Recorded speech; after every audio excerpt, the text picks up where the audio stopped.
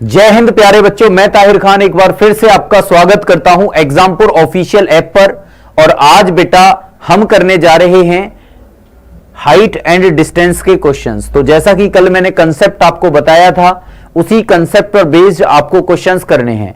तो वो जो कैटेगरी मैंने आपको बताई थी कि भाई ये कैटेगरी याद रख लेना, तो सब बच्चे वो कैटेगरी से ही क्वेश्चन को करेंगे। हाँ जी बेटा, जय हिंद, गुड इवनिंग। फटाफट से सभी बच्चे आ जाइए बेटा। चलो शुरू करें बेटा।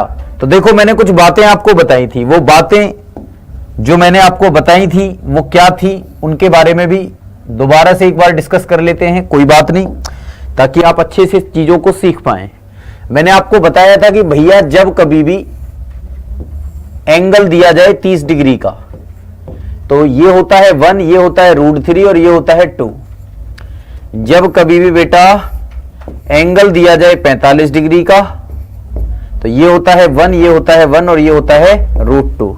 और जब कभी दिया जाए 60 डिग्री का, तो इसका मतलब ये है कि ये होता है √3, ये होता है 1 और ये होता है 2। ये तीन बातें अगर आपको पता हैं, तो अब आप आसान कर सकते हैं इन क्वेश्चंस को जो आपके हाइट एंड डिस्टेंस पर आधारित होंगे। ठीक है बेटा, तो चलिए, मुझे भरोसा है कि आप लोगों ने ये तीन बातें याद रखी होंगी और आपको पता भी है कि ये कैसे आती हैं, क्योंकि मैंने ये सब आपको बातें ऑलरेडी बता रखी हैं। ठीक है, चलिए अब मैं क्वेश्चन करता हूं। पहला क्वेश्चन बेटा आपके सामने रख देता हूं और पहला क्वेश्चन सॉल्व करता हूं। ये कह रहा है एक टावर जमीन पर ऊर्ध्वाधर खड़ा है, यानी कि लंबवत खड़ा है। ऐसे टावर खड़ा है बेटा, जमीन पर है, तो मान लो जमीन ये है ना। और ये एक बिंदु जो टावर के तल से 30 मीटर की दूरी पर है। मान लो बेटा यहां पर एक पॉइंट होगा जो टावर के तल से 30 मीटर की दूरी पर है, ये आपसे कहा गया है।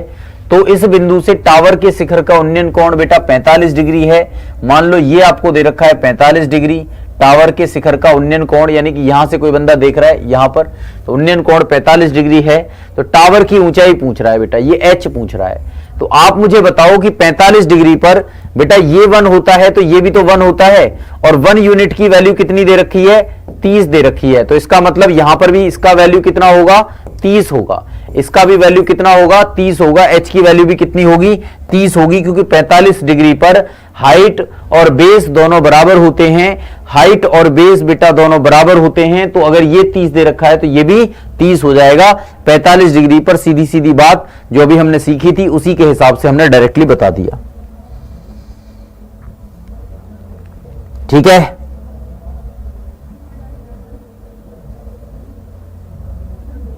क्लियर हुआ भाई? बात सबको समझ में आ गई कि नहीं आई? ये बड़ा बेसिक सा क्वेश्चन था और इस बेसिक से क्वेश्चन को आपने बेसिक तरीके से उड़ा दिया। किसी को कोई समस्या है तो आप मुझे बताइए। अब आते हैं बेटा दूसरा क्वेश्चन आपका, है ना। तो दूसरा क्वेश्चन क्या है? दूसरा क्वेश्चन बेटा आपका थोड़ा सा इंग्लिश में आधा दे रखा है, तो हिंदी में ही देख लेंगे, हिंदी में ही देख लेंगे। वैसे पिछले वाले में इसका आधा जो है पार्ट वहां पहुंच गया है, इसलिए कोई बात नहीं, आप हिंदी में देख लो। एक ऊर्ध्वाधर टावर की छाया की लंबाई टावर की ऊंचाई का 1/√3 गुना है। सूर्य का उन्नयन कोण कितना होगा बेटा? ये आपको बताना है। बात समझ लो अच्छे तरीके से, जल्दी से करेंगे भाई सभी इस क्वेश्चन को, फटाफट से करिए।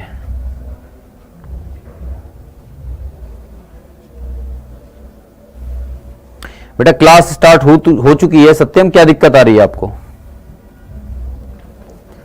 बोलो, ध्यान दीजिएगा सभी।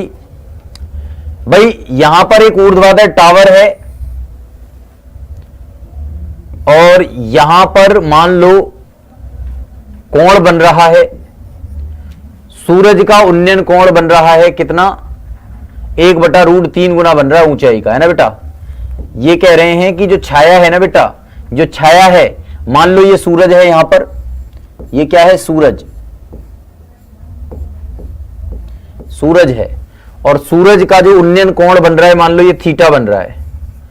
अगर ये बेटा h है, ये h ऊंचाई है, ये टावर की ऊंचाई h है, तो टावर की जो छाया है इसकी 1/√3 गुना है, यानी कि h/√3 गुना है। छाया की लंबाई कितनी दे रखी है बेटा? h/√3 गुना है। अब आप मुझे बताइए इन दोनों के बीच का रिलेशन लेने के लिए आपको tan लेना पड़ता है, तो tan थीटा हो जाएगा h/√3। h से h कट गया, √3 ऊपर पहुंच गया, तो ये आ गया बेटा √3। कितना आ गया? √3। अब tan में बेटा √3 किसका मान होता है?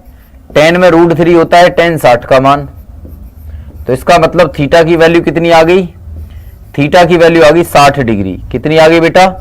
60 डिग्री थीटा का मान आ गया। आपको बता दूं, ये आपके प्रैक्टिस क्वेश्चंस करवाऊंगा इसी में, ठीक है भाई। प्रैक्टिस क्वेश्चंस होंगे, थोड़ा सा लंबा चलेगा इस बार सिलेबस हमारा, है ना। प्रैक्टिस क्वेश्चंस होंगे इसी में, और इसी में PYQ भी होंगे बेटा। आगे चल करके इसी में आपको क्या मिलेगा? PYQ मिलेगा। तो ये practice questions plus PYQ questions एक साथ मिलने वाले हैं आपको शीट के हिसाब से ही। और जब हम रिवीजन वाला करवाएंगे, रिवीजन क्या, हम तो उसको मॉक टेस्ट बोल रहे हैं ना। जब हम मॉक की बात कर रहे हैं, मॉक प्लस रिवीजन की बात कर रहे हैं बेटा, मॉक प्लस रिवीजन की बात कर रहे हैं, तो इसका मतलब PYQ और प्लस इनमें से ही कुछ क्वेश्चंस आपको मिल जाएंगे, ठीक है ना भाई। मॉक प्लस रिवीजन ये कब होने वाला है? ये हर सैटरडे में हुआ करेगा, ये हर सैटरडे में हुआ करेगा।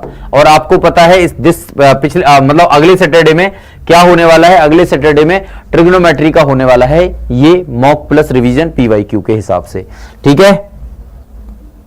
बात समझ में आ रही है? क्लियर हो रहा है बेटा? आप एक ही क्लास ले लो ना दीपिका, क्या प्रॉब्लम है? इसी में पढ़ लो, क्या दिक्कत है? बेनीवाल सर बहुत बिजी रहने वाले पर्सन है बेटा, वो उनका थोड़ा सा अलग बिजनेस टाइप का काम है ना, थोड़ा सा जिम वगैरह में, फिर उनका डेयरी वगैरह का काम है, तो बहुत सारी चीजें हैं उसमें, वो बिजी ज्यादा रहते हैं। तो इसलिए मैंने ही मतलब फैसला लिया है कि मैं पूरा का पूरा सिलेबस आपको कंप्लीट करवाऊंगा बेहतरीन तरीके से, NDA के सभी बच्चों को। तो आपके लिए तो एक अच्छी बात है, वरना तो मैं आधा ही करवाता, क्योंकि मैं एयरफोर्स में भी बिजी रहता हूं ना आधे से ज्यादा, तो इसलिए। लेकिन अब मैं जो है दोनों ही मैं इन्वॉल्व हो जाऊंगा, और मैक्सिमम फोकस मेरा रहेगा बेटा NDA वाले बच्चों पर, ठीक है ना। तो NDA वाले बच्चों को मैं बता देता हूं, आपका जबरदस्त तरीके से तैयारी करवाई जाएगी, और ऐसी तैयारी कि आपको सारे के सारे इसी सेशन में, यानी कि इसी जो मैं अभी तैयारी करवा रहा हूं आपको, इसी में आपकी प्रैक्टिस क्वेश्चंस आपको मिल जाएंगे, सारे PYQ कवर हो जाएंगे, है ना। एक बुक पूरी कवर हो जाएगी इसमें, जो कंप्लीट बुक होगी, चाहे उसे NCERT कह लो, जिसके पास NCERT है तो उसकी NCERT कवर हो जाएगी उसी में, किसी के पास RS अग्रवाल है तो RS अग्रवाल कवर हो जाएगी, किसी के पास अरिहंत है तो अरिहंत कवर हो जाएगी, जिसके पास जो भी बुक है वो कवर हो जाएगी उसी में, ठीक है ना। इतना कंटेंट मैं आपको प्रोवाइड करवाऊंगा। इसके अलावा जिसपे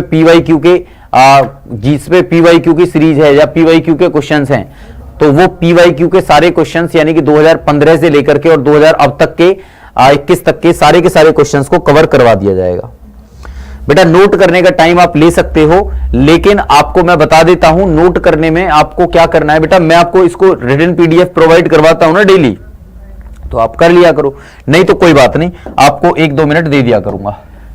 पता है ना यार, बहुत सारा काम करना है आपके साथ में ना, बहुत सारा सिलेबस करवाना है। मैं मतलब एकदम से तत्पर हूं आपको सिखाने के लिए। क्या आप तरीका है? आप लगता है सर अब नहीं बढ़ाएंगे, 1 दिन लेते हैं 2 दिन गैप। हाँ बेटा, वो उनका वही चल रहा है, तो परेशान ही हैं, तो थोड़ा सा कोई दिक्कत नहीं है, मैं करवा तो रहा हूं ना, आपको मिल तो रहा है ना सारी चीजें। बेटा देखो, tan कहां से आया? एक बच्चा बोल रहा है सुनील tan कहां से आया? बेटा tan तब आता है जब लंब और आधार की बात हम करते हैं, परपेंडिकुलर और बेस की बात करते हैं, तो उनके रिलेशन को बताने के लिए tan आता है, ठीक है। रेशो से बताना है, रेशो से बता दो बेटा, कोई दिक्कत नहीं है उसमें। तो भाई आपको पता है ना, इसको ऐसे करना है। एक तो तरीका ये हो गया। दूसरा तरीका क्या है बेटा? दूसरा तरीका अपना रेशो वाला भी है ना। रेशो से आपको देखना है तो रेशो से देख लो।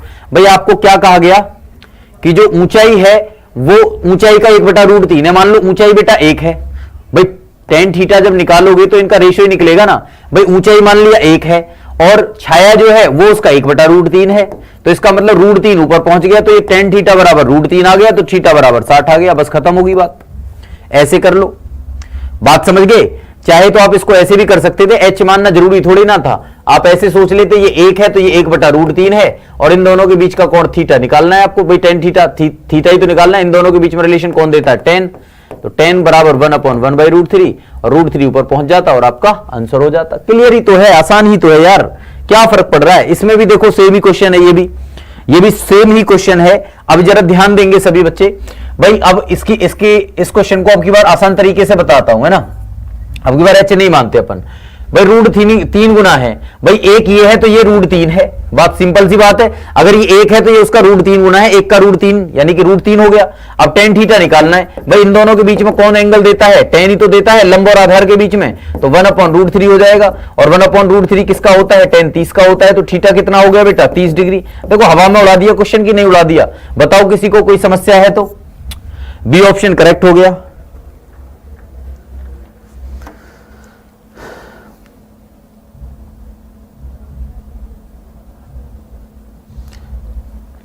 सलोनी मुझे लग रहा है बेटा अब वो मतलब सर कम ही आएंगे कभी, मतलब उनका मन नहीं है इस टाइम पे, इसलिए थोड़ा सा उनकी क्लास शायद नहीं होंगी। बाकी मुझे तो पूरा पढ़ाना ही है, तो मैं आपको पढ़ा ही रहा हूं बढ़िया तरीके से।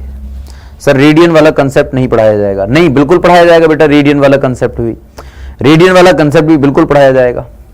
रेडियन वाला कंसेप्ट के लिए ना एक एक्स्ट्रा उसमें ले लूंगा मैं, जैसे PYQ करवाऊंगा ना उसी दिन रेडियन वाला कंसेप्ट पर भी क्वेश्चंस ले आऊंगा मैं अच्छे। रेडियन वाले कंसेप्ट पर कभी क्वेश्चन पूछा जाता है, कभी नहीं पूछा जाता, एक आधा क्वेश्चन कभी कभी आता है वो। चलिए लेकिन मैं कवर करवा दूंगा उसको भी, है ना, उसी सेशन में। अब आपको यही क्लास अटेंड करनी है NDA के लिए, ठीक है। अजय सर का बेटा कंफर्म नहीं है कि वो पढ़ाएंगे कि नहीं पढ़ाएंगे इसको, है ना, इस बैच में। बाकी पढ़ाएंगे तो पढ़ लेना, नहीं पढ़ाएंगे तो कोई बात नहीं, मैं तो पढ़ा ही रहूंगा आपको, है ना। बात समझ में आ रही है बेटा? 1/√3 हो तो 30 डिग्री होगा सत्यम। चलिए अगला क्वेश्चन आप लोगों के सामने है भाई। आप लोगों को अगर ये क्लास समझ में नहीं आती है, मेरा पढ़ाया हुआ समझ में नहीं आता है, तो फिर अजय सर को भी बुला लेंगे, कोई दिक्कत नहीं है ना। आपको हमेशा एक टीचर को फॉलो करना चाहिए, या तो आप अजय सर से पढ़िए या मुझसे पढ़िए, एक ही टीचर को फॉलो करिए। दो से पढ़ोगे तो कंफ्यूज हो जाओगे, कहीं ना कहीं दिक्कत है, क्योंकि मेरा मेथड कुछ अलग होता है, मेरा स्ट्रेटजी अलग होती है, सर की स्ट्रेटजी अलग होगी, है ना। तो कहीं ना कहीं हम एक ही टीचर रखेंगे इसमें, ठीक है। तो जो बच्चा पढ़ना चाहता है मुझसे तो पढ़ सकता है, कोई दिक्कत थोड़ी ना उसमें। बाकी आपको समझ में नहीं आ रहा है तो हम बुला लेंगे उनको भी, उनकी फिर इस क्लास को नहीं लेंगे फिर, है ना।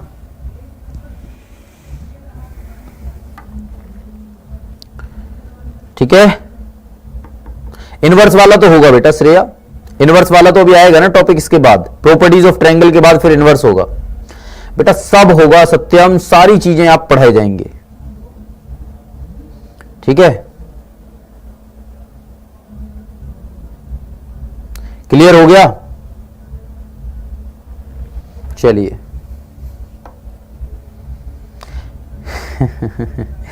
यार विकास क्या ही कहूं बेटा, अब मैं तुमसे समझ में नहीं आता बेटा, इनके फॉर्मूले नहीं होते। मैंने स्टार्टिंग में जो स्ट्रेटजी बताई थी उसी के अकॉर्डिंग चलेंगे। कल की क्लास नहीं देखी थी क्या आप लोगों ने? कल की क्लास देखते कि नहीं? कल की क्लास तो देख लेते, ठीक है।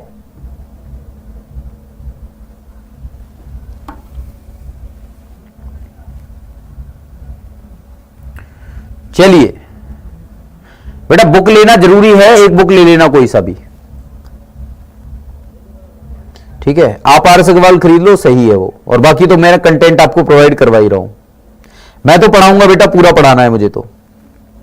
चलिए अब एक ही क्लास आपके NDA की चलवाएंगे, क्योंकि यार उनका ऐसे ही सिस्टम चल रहा है। अभी एक बात बताओ, क्या ही फर्क पड़ेगा, क्या ही फायदा होगा कि आप 10 दिन क्लास ले लो, फिर 10 दिन क्लास ना लो, 2 दिन क्लास ले लो, तो उससे कहीं ना कहीं दिक्कतें होती हैं और समस्याएं होती हैं। फिर वो बिजनेस में इतने इन्वॉल्व हैं, वो खुद मतलब इस बात के लिए माफी चाह रहे हैं कि भाई अब जो है क्या नाम है, पढ़ाया ही नहीं जाएगा मुझसे, क्योंकि मैं उतना इन्वॉल्व हो गया हूं उसमें, ठीक है ना। तो स्टार्टिंग से ही उन्होंने ज्यादा इसलिए फोकस नहीं किया। बिल्कुल बेटा, ठीक है। चलिए मैं पूरा कंप्लीट सिलेबस ही आपको करवाऊंगा इसमें, और रिवीजन भी करवाऊंगा इसमें, ठीक है ना। सारे के सारे प्रैक्टिस और PYQ सब हो जाएगा।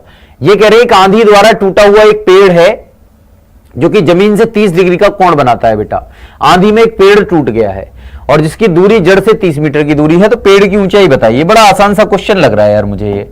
देखना जरा क्या है क्वेश्चन बेटा। एक ऐसा पेड़ रहा होगा, देखना जरा एक बारी ध्यान दो। एक ऐसा पेड़ रहा होगा और ये जमीन रही होगी बेटा। अब आंधी आई तो बेटा आंधी मान लो इधर से आई है ना, और ये पेड़ टूट गया, आंधी की वजह से हवा आई बेटा, हवा में ये पेड़ जो है टूट गया, और टूट करके ये वाला जो हिस्सा था ना बेटा, ऊपर वाला जो हिस्सा था, ये वाला जो हिस्सा था ऊपर वाला है ना, ये ऊपर वाला हिस्सा टूट करके नीचे गिर गया ऐसे। ये ऊपर वाला जो हिस्सा था अब टूट करके कहां गिर गया? नीचे। भैया पेड़ तो यहां से लेकर यहां तक था ना पूरा। अब इसका मतलब ये हुआ कि जब ऊपर वाला हिस्सा टूट करके नीचे गिर गया, तो ध्यान देना सभी बच्चे, तो इसका मतलब ये हुआ कि अब पेड़ कितना होगा बेटा? अब आपको पता है पेड़ कितना होगा। अब पेड़ ये वाला होगा, ये वाला हिस्सा, यानी कि ये h और ये पूरा x। भैया ये h ऊंचाई और ये x जो है ये दोनों मिलाकर के पेड़ बनेगा भैया। अब तो भाई बात समझ में आ रही है कि नहीं? अब ये तो दोनों मिलाकर के पेड़ बनेगा ना, क्योंकि ये ही तो टूटा है, ये वाला भाग टूटा है, लेकिन है तो पेड़ का ही ना हिस्सा, क्योंकि इसे खड़ा कर दोगे तो ये पेड़ बन जाएगा पूरा।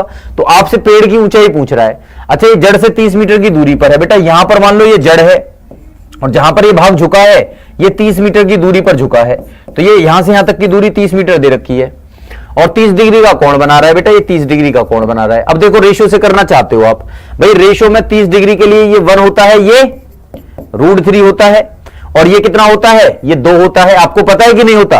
भाई ये 1 होता है, ये √3 होता है, ये 2 होता है। अब आप देखो बेटा √3 रेशो की वैल्यू कितनी दे रखी है? 30। √3 रेशो की वैल्यू कितनी दे रखी है? 30। तो एक रेशो की वैल्यू कितनी होगी बेटा? 30/√3। एक रेशो की वैल्यू कितनी होगी? 30/√3। तो इसका मतलब एक यूनिट की वैल्यू 30/√3 है, तो 30/√3 की गुणा यहां पे कर दो और 30/√3 की गुणा यहां पर कर दो। तो 30/√3 तो ये हो गया और 60/√3 ये हो गया, यानी कि h + x कितना आ गया बेटा आपके पास? 30/√3 और 60/√3। ये तो मैं लिख के बता रहा हूं आपको, लेकिन आप इतना तीव्रता से करेंगे क्वेश्चन को कि आपको बस इतना ही लिखना है 90/√3 डायरेक्टली, और बेटा √3 से ऊपर नीचे गुणा कर लो, तो ये 3 हो जाएगा और 3 से 30 बार कट जाएगा। तो आपका आंसर कितना आएगा? 30/√3। क्या आएगा? 30/√3, यानी कि बी ऑप्शन। 30/√3 यानी कि बी ऑप्शन आपका आंसर आ जाएगा। ठीक है, क्लियर?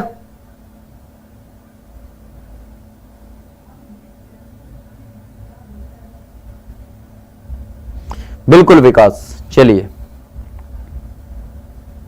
बेटा फास्ट पढ़ाऊंगा तो बहुत सारे बच्चे ऐसे भी हैं जिनकी समझ में नहीं आएगा। ठीक है, हाँ क्लास के तुरंत बाद पीडीएफ प्रोवाइड करवा दूंगा। पिछले अभी सुबह की क्लास की गई नहीं है, क्योंकि आज तो पता नहीं क्या ही हुआ, मेरे पास आई नहीं अभी तक, तो मैं देखता हूं उसका भी कुछ करूंगा, अभी भिजवा दूंगा। ये बात सबको समझ में आ गई बेटा? किसी को कोई दिक्कत है? चलिए अगले क्वेश्चन पर चलेंगे, क्वेश्चन नंबर 5 पर बेटा। क्वेश्चन नंबर 5 क्या कहता है, जरा समझेंगे बात को। क्वेश्चन नंबर 5 फिर से वही क्वेश्चन है, बिल्कुल सेम, लेकिन अब की बार पेड़ नहीं टूट रहा, अब की बार खंबा टूट रहा है बेटा। ठीक है, मैं तो पढ़ा ही रहा हूं बेटा, मैं तो पढ़ा ही रहा हूं, मुझे तो कंप्लीट पढ़ाना ही है भैया। मुझे तो अपनी जो जिम्मेदारी है, जो दी गई है, वो जिम्मेदारी तो मुझे निभानी है ना बेटा। मेरे लिए वो मेरा कर्तव्य है, मेरी ड्यूटी है। चलिए बेटा ध्यान देंगे सभी बच्चे। इसी तरीके का क्वेश्चन अगला वाला भी आया है। अगला वाला क्वेश्चन भी बेटा इसी तरीके का है जो मैंने अभी करवाया था, क्वेश्चन नंबर 5। जरा समझेंगे बात को। क्वेश्चन नंबर 5 क्या कहता है, जो एक खंबा है बेटा जो आंधी में टूट गया है। ये पूरा खंबा है बेटा जो आंधी में टूट गया है। अब मान लो ये वाला जो पार्ट है बेटा यहां से टूटा होगा या ऊपर से टूटा होगा, तो ये आकर के नीचे झुक गया ऐसे, है ना भाई। खंबा जो था, ये वाला जो पार्ट है ये खंबे का ही पार्ट है, और ये वाला भी पार्ट खंबे का ही है। ये टूट के यहां पे झुक गया है, और ये कितने 30 डिग्री पर झुका है बेटा, 30 डिग्री के कोण पर झुका है। और जहां पर ये झुका है वो जड़ से बेटा 20 मीटर की दूरी पर है। कितनी दूरी पर? 20 मीटर की दूरी पर है बेटा। अब आपको क्या कहना है, टूटने से पहले खंबे की ऊंचाई, यानी कि ये प्लस ये, यानी कि h + x पूछ रहा है आपसे। अब बेटा देखो h + x पूछ रहा है ना, तो देखो ये अगर 20 है तो आपको पता है 30 डिग्री के लिए बेटा ये 1 होता है, ये √3 होता है, और ये 2 होता है। ये होता है कि नहीं होता? अब देखो दोबारा से √3 यूनिट की वैल्यू कितनी है? 20। तो एक यूनिट की वैल्यू कितनी होगी? 20/√3। तो बेटा 20/√3 की गुणा यहां पर करोगे तो h निकल गया, और 20/√3 की गुणा यहां पर करोगे तो बेटा ये x निकल गया। अब आपको चाहिए खंबा, तो h + x है बेटा, खंबा तो h + x है, तो 20/√3 हो गया, और प्लस 40/√3 हो गया, तो 60/√3 हो गया। और 60/√3 का मतलब हो गया ऊपर नीचे √3 की गुणा कर लो, 3 हो गया, 3 से 60 20 बार कट गया, तो 20/√3 आपका आंसर आ गया। 20/√3 यानी कि ए ऑप्शन आपका करेक्ट आंसर हो गया। अरे बात समझ में आ रही है सभी को? ठीक है, अरे बात क्लियर हो गई?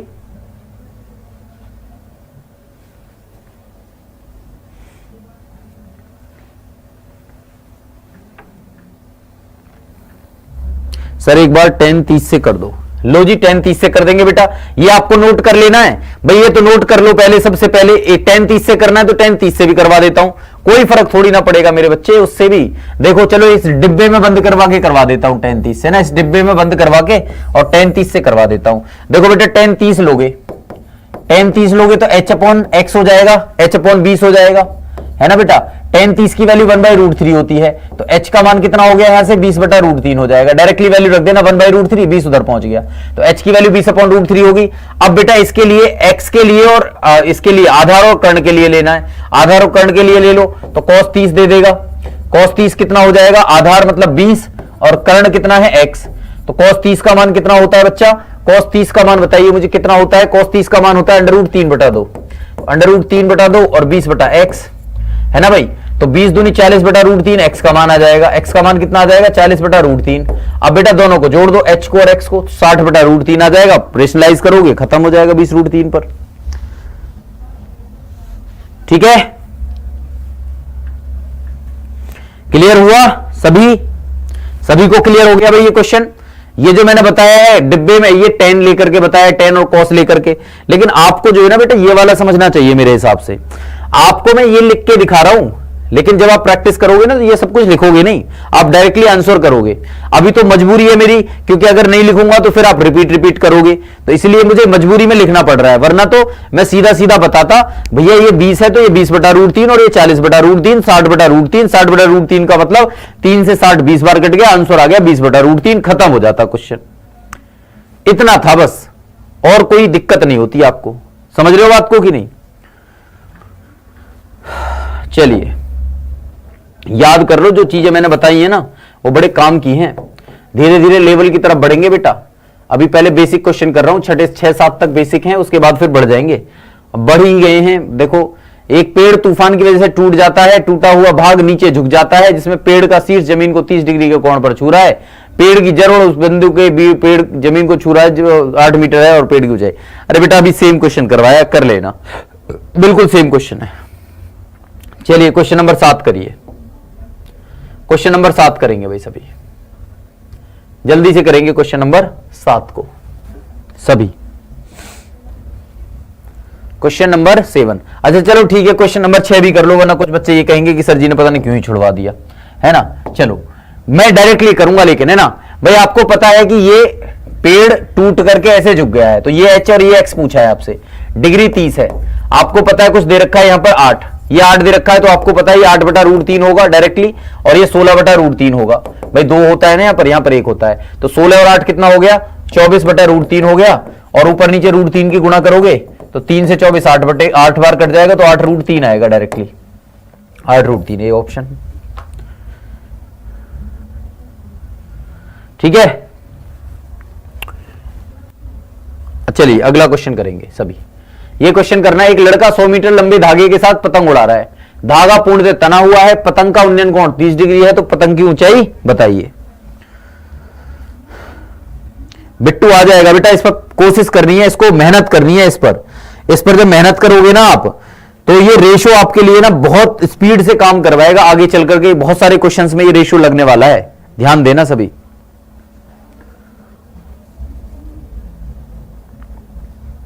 ठीक है, चलिए आगे चलेंगे सभी बच्चे। भाई 100 मीटर लंबे धागे के साथ पतंग उड़ा रहा है, तो भैया पतंग जो है ऐसे थोड़ी ना उड़ाई जाती है, सीधी थोड़ी ना उड़ती पतंग, पतंग तो ऐसे जाती है बेटा, तो ऐसे जाएगी ना पतंग। तो इसका मतलब मान लो यहां पर ये ऊंचाई ले ली है मैंने, लेकिन यहां पर कोई लड़का खड़ा हुआ होगा और पतंग ऐसे उड़ रही होगी, है ना बेटा, पतंग ऐसे जा रही होगी ना, ये होगी पतंग, ये पतंग होगी। पतंग लूटी कि नहीं लूटी आप लोगों ने छोटे बचपन में? पतंग बेटा इस तरीके से उड़ा रहा है कोई, और ये ऊंचाई है उसकी धरती से, 100 मीटर लंबा धागा है, तो बेटा ये तना हुआ है पूर्णतः, तो 100 मीटर लंबा धागा है ये, यहां से यहां तक 100 मीटर है, और ये 30 डिग्री बता रहा है, यहां पर 30 डिग्री बता रहा है। आपको पता है 30 डिग्री के केस में ये 1 होता है, ये √3 होता है, और ये 2 यूनिट होता है। मैं गोले में बना देता हूं इनको, जो रेशो है। अब आपको पता है ना भाई 2 की वैल्यू कितनी दे रखी है, 100, 2 रेशो की वैल्यू कितनी दे रखी है बेटा, 100, तो 1 रेशो की वैल्यू कितनी हो गई, 50। अब ऊंचाई पूछने लग जाए तो 50 की गुणा कर देना बेटा, ऊंचाई तो आ गई आपकी 50, और आपसे पूछे दूरी कितनी है लड़के की यहां से, तो इसका मतलब पतंग से दूरी कितनी है, तो ये होगी 50/√3। तो जो भी पूछे आपको बता देना। आपसे पूछा है पतंग की ऊंचाई बताइए, तो 50 होगी, सिंपल सी बात। शॉर्ट ट्रिक समझ में आया कि नहीं आया? आप तो समझ में आना चाहिए। अरे बेटा आप तो समझ में आना चाहिए। मैंने स्टार्टिंग में इसलिए पहले यहीं से शुरुआत करी थी। ये 1, ये √3, ये 2, 30 के केस में, 60 के केस में ये √3, ये 1 और ये 2, 45 के केस में ये 1 और ये 1 और ये √2। सबको पता है कि नहीं? बिल्कुल इजीली क्वालिफाई हो जाएगा बेटा। एक बात मैं आपको बता देता हूं, जो एनडीए पढ़ते हैं वो एयरफोर्स इजीली क्वालिफाई कर सकते हैं, लेकिन जो एयरफोर्स के बैच को पढ़ रहे हैं उनसे एनडीए क्वालिफाई नहीं होगा बेटा, ध्यान रखना सभी बच्चे।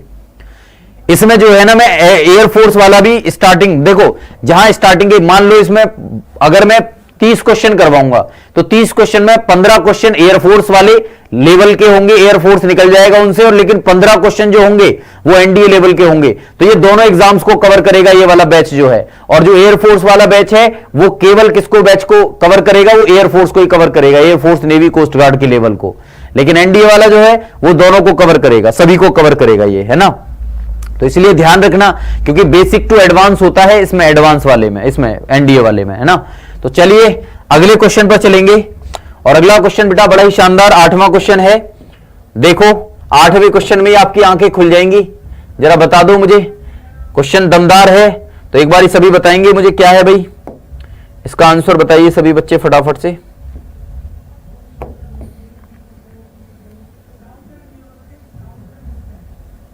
बोलिए बेटा क्या होगा इसका आंसर, कौन बच्चा बताएगा इसका जवाब।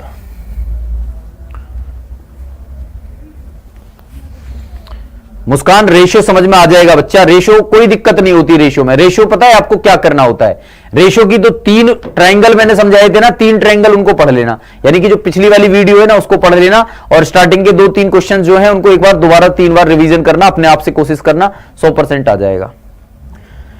रेशियो बड़ा ही अच्छा टॉपिक है, पता है आपको।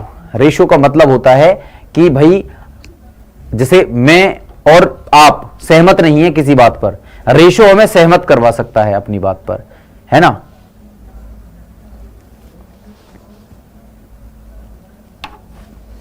चलिए भाई अगला क्वेश्चन करिए बेटा जल्दी से।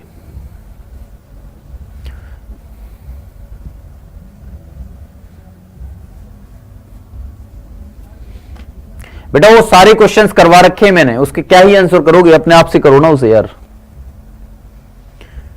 भैया आपसे क्या कहा गया है, एक लड़का एक मैदान के बीच में खड़ा है, उत्तर दिशा में उड़ती हुई एक चिड़िया को 30 डिग्री के उन्नयन कोण पर देखता है बेटा।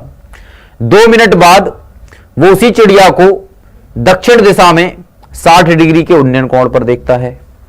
यदि चिड़िया 50/√3 मीटर की ऊंचाई पर सीधी रेखा में उड़ रही है तो उसकी गति कितने किलोमीटर प्रति घंटा है, उसकी स्पीड कितने किलोमीटर प्रति घंटा है, ये आपको बताना है। बिल्कुल 3D भूषण का क्वेश्चन है ना।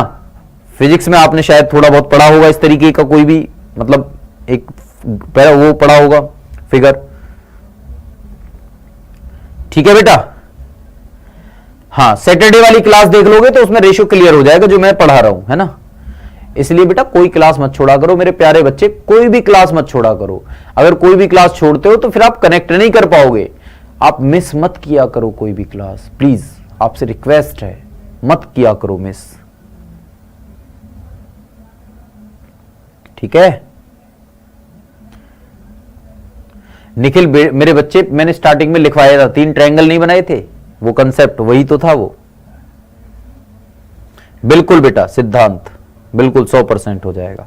चलिए अब यहां पर ध्यान देंगे भाई, सभी बच्चा यहां पर ध्यान देंगे। बेटा आपसे क्या कहा गया है, देखो सबसे पहले क्योंकि ये 3D मोशन है तो यहां तो चित्र बन नहीं पाएगा, लेकिन फिर भी मैं कोशिश करूंगा इसका चित्र बना करके आपको समझाने का, है ना बेटे।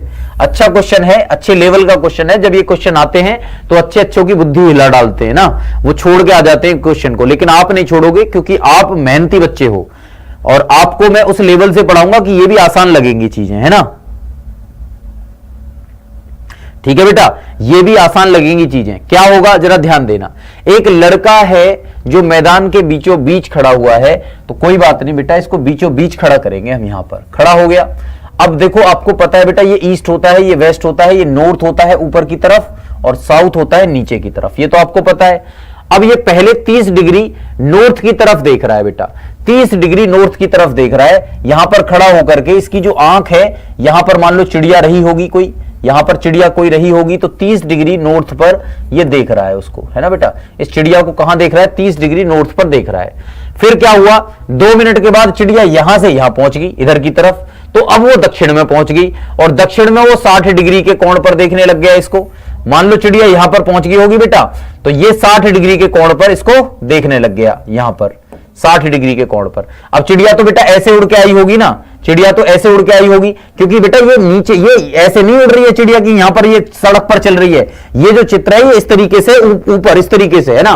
और ये नॉर्थ जो है ऊपर की तरफ है। पहले मैंने ऐसे देखा इधर की तरफ, अरे इधर उड़ रही है, फिर मैंने उधर देखा, अरे उधर उड़ रही है, तो ऐसे गई होगी ना वो। इसको समझो, दिमाग में समझो इस चित्र को, है ना भाई, बहुत अच्छे तरीके से समझना, ठीक है। जरा ध्यान दो, यहां पर ध्यान देंगे बेटा सभी बच्चे। तो ये बात आप लोगों को समझ में आया, ये चित्र बन गया भाई आपका, ये चित्र बन के तैयार हो गया। अब ये जो ऊंचाई है बेटा, ये ऊंचाई है, क्योंकि ये जो ऊपर उड़ रही है ना चिड़िया, तो ऐसे उड़ेगी, तो ये जो है ये ऊंचाई है। और ये ऊंचाई कितनी दे रखी है, 50√3 दे रखी है बेटा। ये ऊंचाई जो है ये 50√3 दे रखी है। कितनी, 50√3 दे रखी है ऊंचाई जो है, 50√3 है। और मान लो बेटा यहां से यहां तक की दूरी आपको बतानी है। मान लो ये O है, ये A है और ये B है ना बेटा, और ये मान लो C है। अब आपको AB बताना है। क्या बताना है, AB बताना है। AB निकालना पड़ेगा। कैसे निकालोगे जरा समझते हैं। AB निकालने के लिए सबसे पहले आपको ये निकालना पड़ेगा। मान लो ये X1 है, ये X2 है ना भाई। X1 निकालोगे बेटा, ये 30 डिग्री है और ये 30 डिग्री है, तो ये लंब है बेटा और ये आधार है, क्योंकि ये 90 डिग्री का कोण बना रहा होगा। तो 30 है बेटा, ये क्या है, ये लंब है, ये आधार है।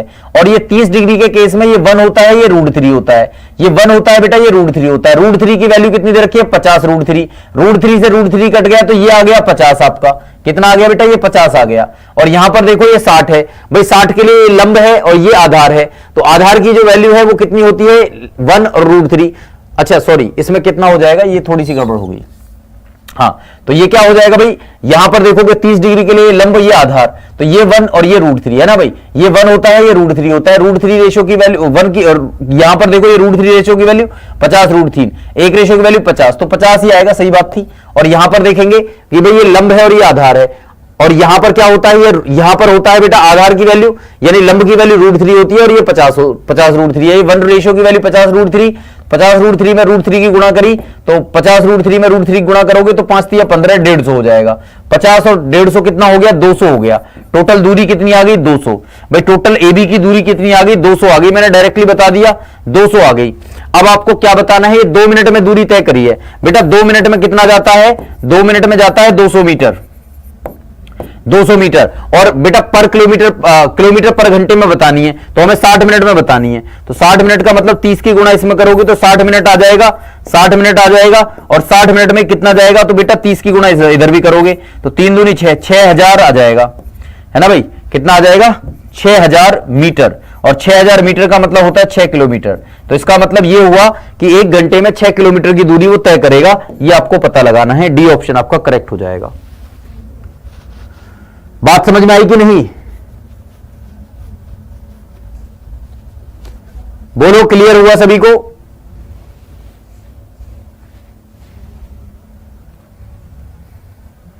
साठ डिग्री है बेटा, ये 60 डिग्री, ये 600 नहीं है, 60 डिग्री है। इंग्लिश वाले ध्यान रखना। और ये 30 डिग्री है, 300 नहीं है ना। बात समझ गए सभी बच्चे। अरे क्लियर हुआ कि नहीं हुआ,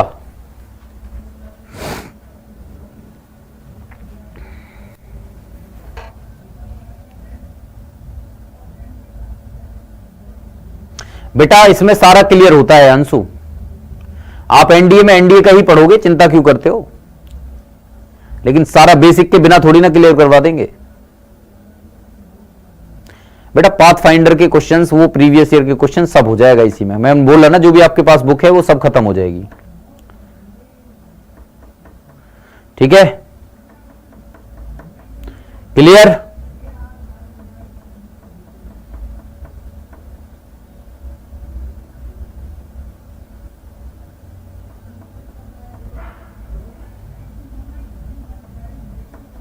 चलिए बेटा,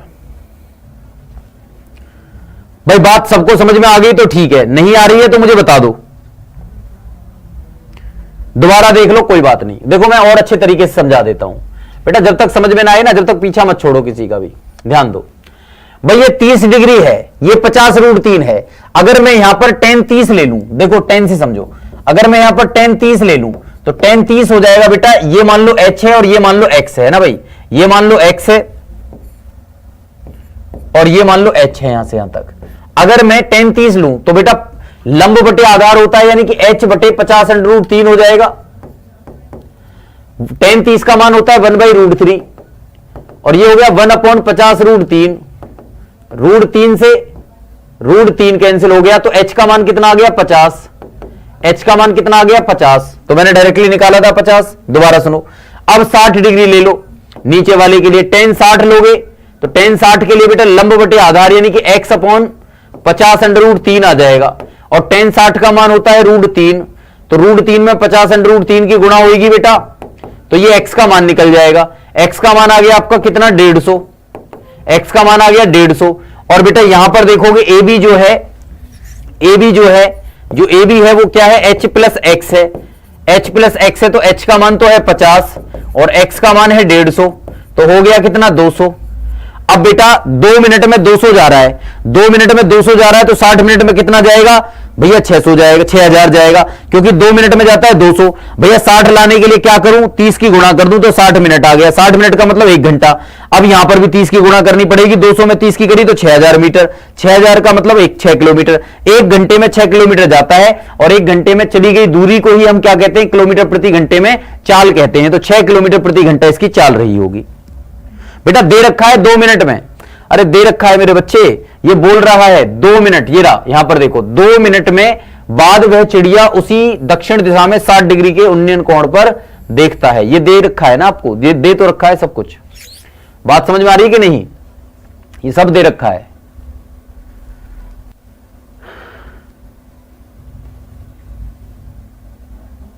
ठीक है, क्लियर हुआ सभी को। अरे 2 मिनट बच्चा दे रखा है, स्मार्टी, स्मृति, सॉरी स्मृति है क्या है, 2 मिनट कैसे आया सर, 2 मिनट दे रखा है।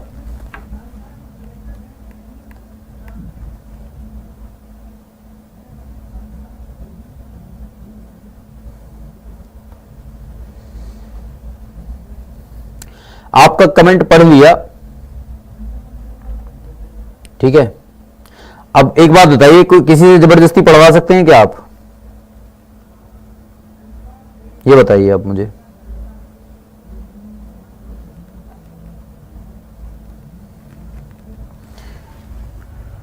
क्लियर,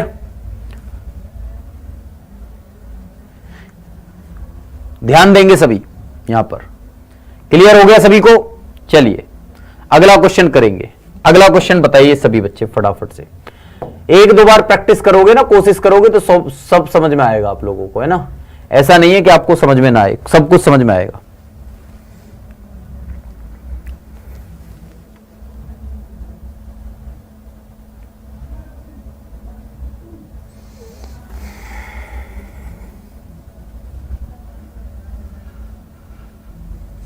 बेटा केवल प्रैक्टिस के लिए है, वो प्रैक्टिस कर लेना उससे, अभी तो नहीं छोड़ा है बेटा, लेकिन मुझे लगता है कि छोड़ देंगे।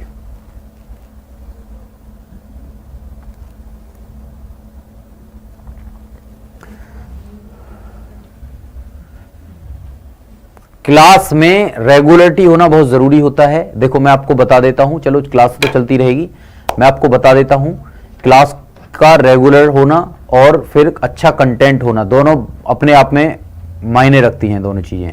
अच्छा कंटेंट प्रोवाइड करवाते हैं मानता हूं, लेकिन बेटा अगर इरेगुलर हो रहे हैं तो फिर कहीं ना कहीं हमारा एथिक्स जो है ना, अगर कल को मैंने बेटा मुझे ऐसा लगा कि मैं 4 दिन क्लास ले रहा हूं, 3 दिन क्लास नहीं छोड़ रहा हूं, तो फिर मेरा एथिक्स जो है ना मेरा जवाब दे जाएगा। मैं कहूंगा मैं बच्चों के साथ में खिलवाड़ नहीं कर सकता, है ना। तो मेरा एथिक्स जवाब देगा इस चीज के लिए, जो मानवता है ना वो जवाब देगी कि मैं बच्चों के साथ में खिलवाड़ नहीं कर सकता। तो इसलिए उससे तो ज्यादा बेटर रहेगा कि भाई मैं उसको क्लास को लूं ही ना, है ना। तो इसीलिए सभी टीचर्स का यही होता है। तो अब जो है बेनीवाल सर ने भी यही सोचा कि भाई मैं बच्चों के साथ में इस तरीके से खिलवाड़ नहीं कर सकता, क्योंकि अब वो 2 दिन क्लास ले पाते थे, 6 दिन क्लास, 5 दिन क्लास नहीं होती थी, तो वो समस्या उनके साथ में बन रही थी और वो कम से कम आगे तक काफी टाइम तक बनती रहती। अब मुझे लगता है कि बेटा वो जो है अगर उन्होंने अपना वो सॉल्यूशन कर लिया तो वो आ जाएंगे, है ना, चीजों के। और अगर वो सॉल्यूशन नहीं हो पाया तो फिर मजबूरी है भैया, छोड़ना क्या करें, है ना। बाकी जो है आपको धोखा नहीं दिया गया है, आपके साथ में मैं खड़ा हुआ हूं, मैं आपको पूरा कंप्लीट पढ़ाऊंगा, है ना। सारी की सारी चीजें एकदम बेहतरीन तरीके से करवाई जाएंगी, तो उसकी तो चिंता बिल्कुल भी करने की जरूरत है ही नहीं। कोई व्यक्ति 150 मीटर लंबे धागे से पतंग उड़ा रहा है, यदि धागा जमीन से 60 डिग्री का कोण बना रहा है बेटा, तो पतंग की ऊंचाई बतानी है। इतने आसान सा क्वेश्चन आप लोगों को कर देना चाहिए था। भैया ये 60 डिग्री है, ध्यान देंगे सभी, ये 60 डिग्री है और यहां पर क्या दे रखा है, ये 150 मीटर दे रखा है। धागा कितना दे रखा है, 150। आपको पता है 60 के केस में ये √3 होता है बेटा, ये 1 होता है और ये 2 होता है। तो 2 रेशो की वैल्यू 150 दे रखी है बेटा, तो 1 रेशो की वैल्यू होगी 75, 1 रेशो की वैल्यू 75। तो भैया ये 75 मीटर की तो दूरी पर खड़ा हुआ होगा। पतंग की ऊंचाई पूछ रहा है तो 75 √3 होगी। भैया पतंग की ऊंचाई कितनी होगी, 75 √3 होगी। देखो बेसिक से ही क्वेश्चन को उड़ा दोगे, कोई भी दिमाग पर जोर डालने वाली बात ही नहीं है इसमें, ठीक है। बात समझ में आ रही है, कोई भी दिमाग पर जोर डालने वाली बात ही इसमें नहीं है, ठीक है। क्लियर हो रहा है सभी को, बताएंगे बेटा सभी बच्चे, क्लियर हो रहा है सभी को कि नहीं हो रहा है। आसान है ना, अरे सब सीख जाओगे, चिंता ना करो, लेकिन कोशिश तो आपको करनी पड़ेगी, है ना। बिना कोशिश करे कुछ नहीं होता बेटा, बिना कोशिश करे जिंदगी में कुछ नहीं मिल सकता, ठीक है।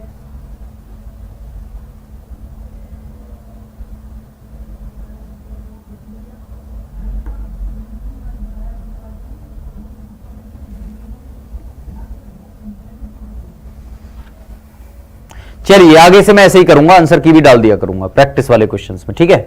चलिए अगले क्वेश्चन को करेंगे। जमीन पर एक बिंदु से एक हवाई जहाज का उन्नयन कोण 60 डिग्री है। 15 सेकंड के बाद हवाई जहाज का उन्नयन कोण 30 डिग्री हो जाता है।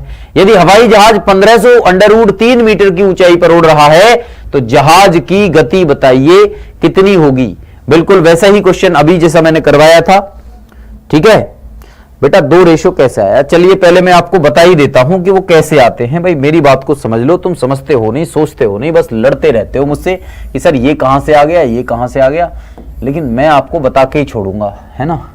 ध्यान दो, 3 ट्रायंगल बनाओ बेटा, पहले कंसेप्ट समझ लो, कोई बात नहीं एक बार और समझ लो, क्योंकि जब तक कंसेप्ट नहीं समझोगे जब तक दिक्कतें रहेंगी। तुम आते हो नहीं क्लास में, कभी कभी ज्वाइन करते हो, फिर दिक्कतें होती हैं, समझ लो अच्छे तरीके से। यहां समझो, अगर ये 30 डिग्री दे रखा है तो 30 डिग्री का मतलब बेटा मैं इसमें tan 30 लेता हूं।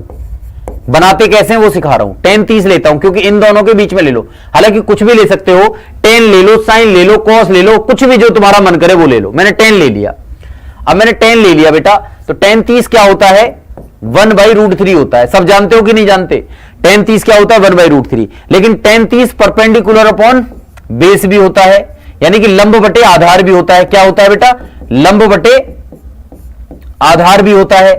तो इसका मतलब अगर मैं इस 30 डिग्री के ट्रायंगल में tan 30 का वैल्यू पुट करूं तो परपेंडिकुलर की वैल्यू कितनी है, 1, और बेस की वैल्यू कितनी है, √3, और पाइथागोरस थ्योरम से निकालूं ये कर्ण, तो √3 का स्क्वायर 3 और 1 का स्क्वायर 1, तो 3 और 1 4 और 4 का स्क्वायर रूट 2, यानी कि 2 निकलेगा। अब बात समझ में आई, ट्रायंगल कैसे बन रहा है, ये ट्रायंगल कैसे बन रहा है समझ में आ रहा है। इसी तरीके से मैं बेटा tan 60 लूंगा, यहां पर 60 डिग्री वाला एंगल है ना, ये 60 डिग्री वाला एंगल है, तो 60 ले लिया। 60 का मतलब होता है √3/1, यानी कि लंब बटे आधार होता है। तो लंब ये है, आधार ये है, दोनों का स्क्वायर करके जोड़ूंगा तो स्क्वायर रूट लूंगा तो 2 यहां पर आ जाएगा, तो tan 60 वाला एंगल ये बन जाता है। अगर मैं 45 ले लूं तो बेटा आप जानते हो कि tan 45 क्या होता है, 1 होता है, 1/1। तो लंब बटे आधार यानी कि 1/1 ये हो गया, 1 का स्क्वायर प्लस 1 का स्क्वायर 2 और 2 का स्क्वायर √2। इस तरीके से कंसेप्ट बनते हैं। अरे समझ गए बात को भी नहीं समझे? ठीक है,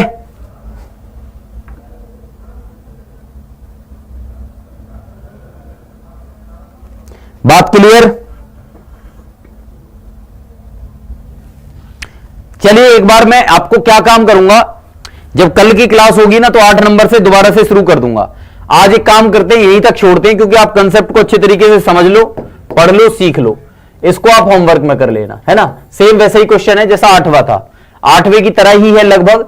एक ये क्वेश्चन और इसके साथ में बेटा मैं पूरी शीट प्रोवाइड करवाऊंगा 20 क्वेश्चंस की, ठीक है ना भाई। तो वो 20 क्वेश्चंस जो है ना आपको करने हैं, कल उनकी भी प्रैक्टिस हो जाएगी सभी की, और इसके साथ साथ में आपको PYQ जो इसके एनडीए में पिछले 8 सालों में जो आए हैं, 7 से 8 सालों में जो आए हैं, वो सारे के सारे PYQ में अभी लगवा दूंगा इसी के साथ में, है ना। और एक काम करने वाला हूं कि भाई जितने भी आपको अभी प्रोवाइड करवा रहा हूं सारी की सारी चीजें, तो इनका तो मैं सॉल्यूशन करवा ही रहा हूं, तो क्या ही आंसर की जरूरत है। आप खुद से जज करो ना, खुद से चीजों को चेक करो। आप अपने ऊपर कॉन्फिडेंस लेवल कब आता है, जब हम उत्तर माला के ऊपर पीछे पड़े रहते हैं ना, कि देख तो लूं पीछे उत्तर ठीक आ रहा है कि गलत आ रहा है। नहीं बेटा, वहां जब आप पेपर करते हो तो वहां उत्तरमाला नहीं होती, वहां आंसर की थोड़ी ना होती है। वहां आपके ऊपर, खुद के ऊपर कॉन्फिडेंस होना चाहिए कि मैं सही हूं, मैं गलत नहीं हूं, मैंने बिल्कुल 100% एक्यूरेट कैलकुलेशन करी। और जब मैं पढ़ाऊंगा यहां पर, जब मैं बताऊंगा चीजों को, तो फिर उससे मैच करा लेना कि आप सही थे या गलत थे। तो आंसर की जरूरत नहीं होनी चाहिए मेरे हिसाब से। आपको अपने ऊपर कॉन्फिडेंस लेवल बढ़ाना है तो आंसर की यानी कि उत्तरमाला और जो पीछे जो आंसर दिए गए होते हैं ना किताबों में, या पीछे जो सॉल्यूशन दिए गए होते हैं, उनको छोड़ना होगा। अपनी खुद की थॉट के द्वारा क्वेश्चंस के आंसर करने होंगे, तब तो जाकर के आपका सिलेक्शन अच्छे से हो पाएगा। ठीक है, चलिए तो चलिए बेटा, नहीं मैं नहीं जाऊंगा, मैं कहीं नहीं जा रहा, मैं आपको पढ़ाऊंगा पूरा कंप्लीट, ठीक है ना। तो चिंता करने की कोई जरूरत है नहीं। तो चलिए बेटा, मिलते हैं कल की क्लास में। आज की क्लास को यहीं पे दी एंड करते हैं। थोड़ा सा टाइम भी हो लिया है और आपको कंसेप्ट भी समझने के लिए थोड़ा सा वक्त मैं दे देता हूं, ठीक है। Jai Hind to all of you, bye bye, take care, love you to all.